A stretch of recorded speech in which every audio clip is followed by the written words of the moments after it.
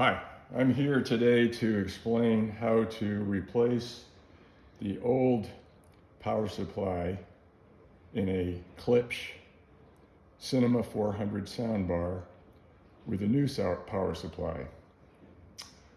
We've been using this device for a little less than 3 years, between 2 and 3 years, and I went out on the internet, found that that seems to be probably 95 or more percent of the time the problem with it when it goes dead, when you don't see any more lights in the front of your soundbar. It's the power supply. So I went to the internet, Googled it, found a forum. There's one forum out there that talks about it, and it's kind of funny because people talk about how their Klipsch Cinema 400 came with a 2-year warranty, and then like a week after the warranty was over, their power supply went out. It's funny, it's ironic in a way you find that happening more than once or twice. So I just assumed, and I thought I would give it a try, that if I replaced the power supply, all would be good, and it did work. It's just that there's not a lot of really good help out there for it, so I thought I'd at least contribute that back to the community and help you with your issue if you're having the same issue. Because the difference is $15 to $20 to buy a new power supply versus $200 or more dollars, maybe $200 to $300 now to buy a whole new Cinema 400, and even more for the Cinema 600. So anyway, let's get started. You have to pry this out. There are 24 screws that you have to take out, 1, 2, 3, 4, 5, whatever, and then 5 underneath here. 24 screws, they're all over here.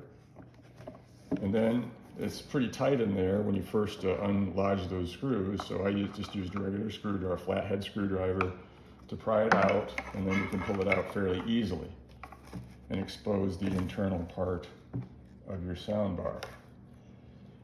And again, I'm not going to button this all back up for you here. All I'm doing is pointing out the power supply. This was the old power supply, and it basically slots into these 2 plastic slots here, and then it was bolted into the back.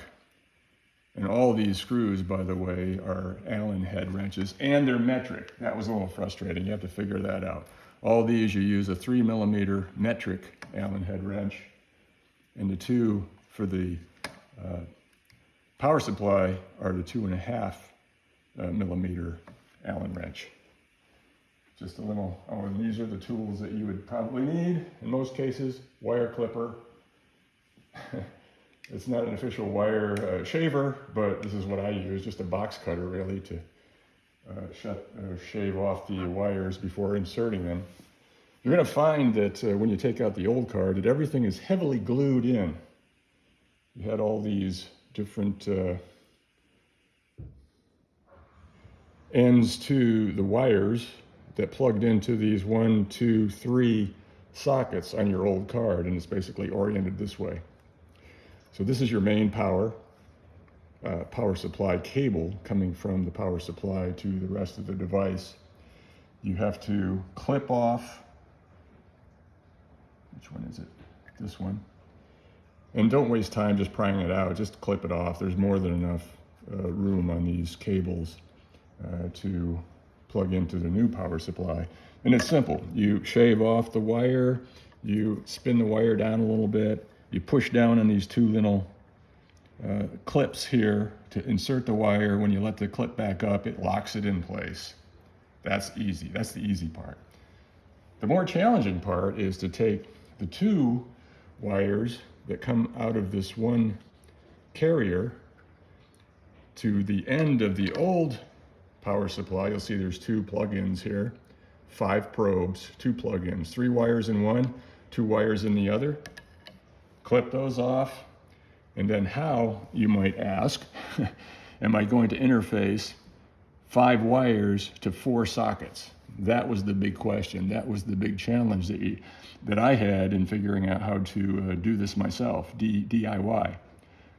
But it's pretty simple. Once you see a picture of it, you'll see that there's 2 thicker wires and 3 thinner wires. And the thicker wires go into the first 2 ports. And again, you're going to use a Phillips head to loosen these up so you can slip the wire in after you've shaved it off, and then lock it down, lock down the other one. And then the black and red smaller wires out of the 3-wire bundle go into the third port, this one right here. So you might be able to see that. You've got a black and a red combined. I twisted those two together, inserted it, and then locked it down. And then the white wire, which is normally neutral in electrical terms, I don't know what it is here. I'm not an electrician or an audiophile, by the way. I'm just a guy who wanted to save money, just like you, and didn't want to let Klipsch try to sell me 2 of these things when I only needed 1. So, thick red, thick black. This is working from bottom to top, from left to right, I guess, as you're looking at it. Thick red first, thick black second, thin black and red together in port 3, and then the white wire in port 4. Lock that all down, insert everything back into the compartment. I'll do this later, and as far as putting all 24 Allen nuts back in place, and you're good to go. I did this all last night, experimented with it, and it came back on, and now we're good to go again. And again, it only cost me, this part is available on Amazon for $15 and some cents. Here's the little bag it came in. If you can see the barcode there, and then the wording underneath, Noyato or Noyito, AC to DC, isolated, blah, blah, blah, 24 volt, 5 volt. So it's a dual voltage power supply. And it works, that's the main thing. You've replaced what came on board originally with the new.